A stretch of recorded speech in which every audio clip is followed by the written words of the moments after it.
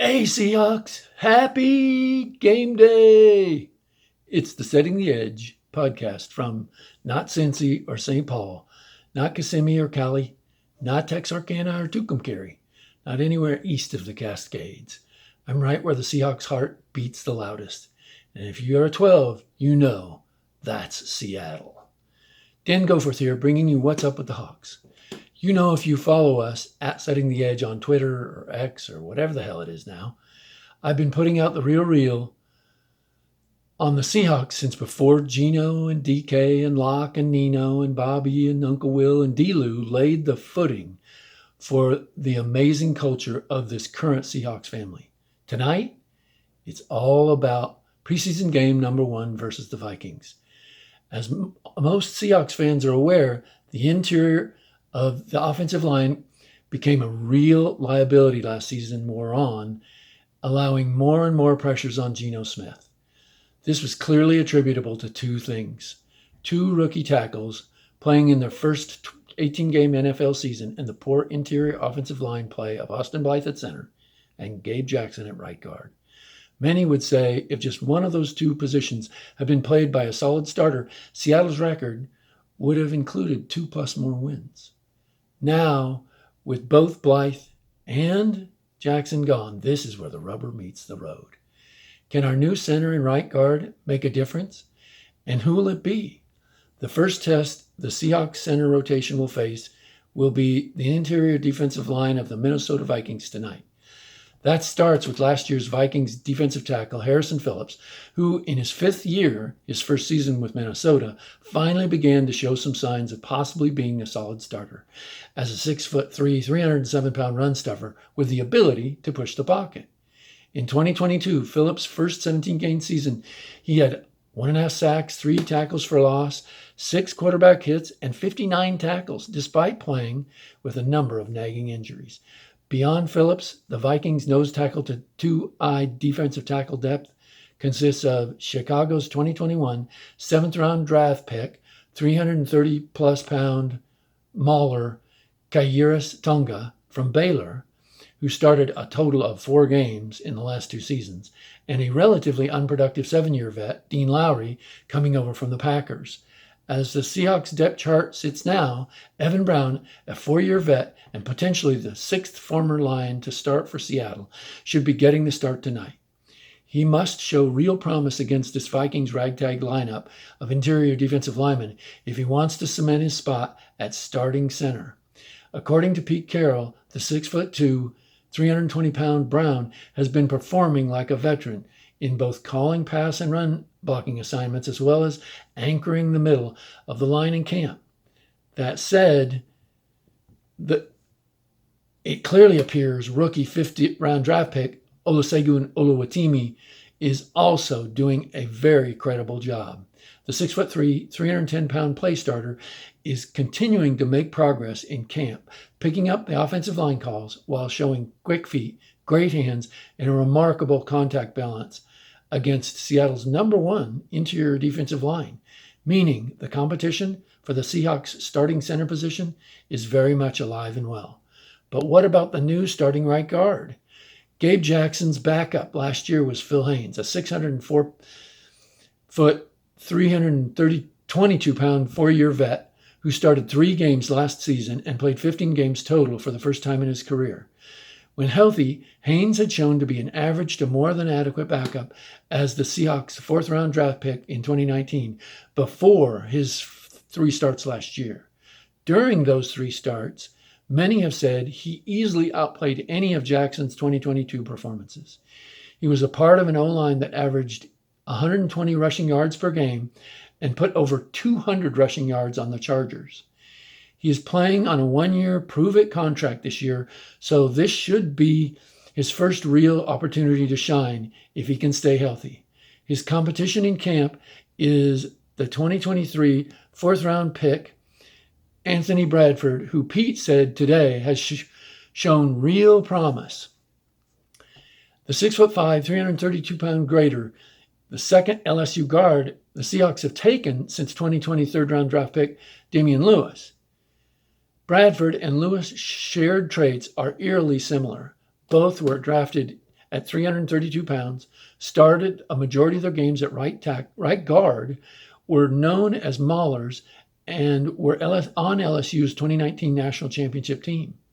Bradford committed only 2 penalties and gave up only 4 sacks in 890 snaps during his last season at LSU.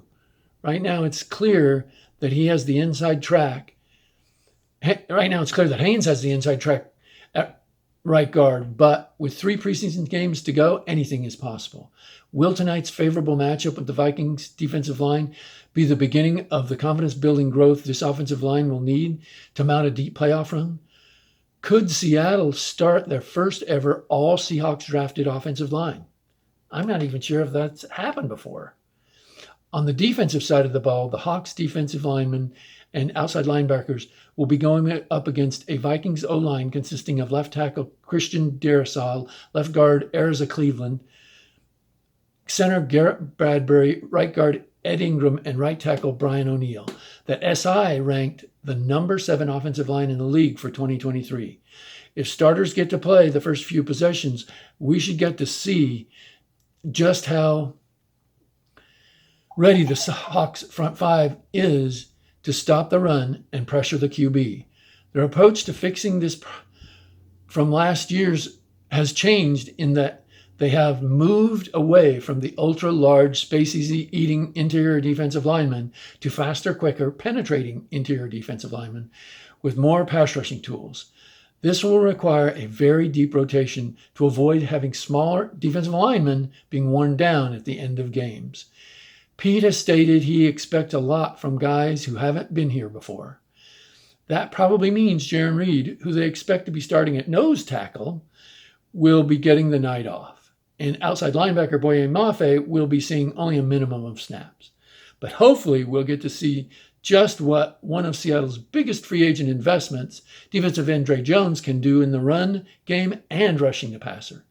Dre shared earlier this week they have given him the green light to improvise to make plays, and he's really pumped about it. The 6'3", 280 pounder from his time at Ohio State has always been about playing in the opponent's backfield, whether that's pressuring QBs or tackles for loss. What we should expect from the other defensive lineman, rookie D-tackle Cam Young at 310 pounds has 34.5-inch arms, 10-inch hands, is very strong and quick in the middle and at the point of attack. He should be able to hold his own without getting punked. Rookie defensive end Mike Morris has gotten solid reviews from both Pete and defensive coordinator Clint Hurt. At 6'5" and 300-plus pounds, 33.5-inch arms, and top 7th percentile in both the 10 and 20-yard splits at the combine, he was built for staying off blocks and chasing down the ball, whether it be running backs or a quarterback. 8-year veteran defensive end Demario Edwards Jr. is the next guy we want to look at, and he has a lot to prove. He has been a rotational player for most of his career, but has been talking about having a real restart in Seattle.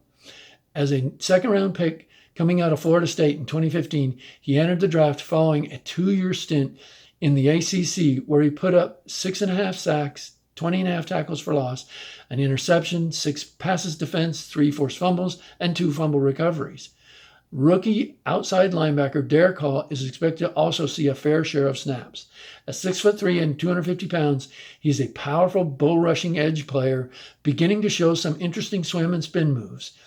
In his final 2 years at Auburn, he was a very productive player in the opponent's backfield with 16 sacks and 24.5 tackles for loss versus SEC competition.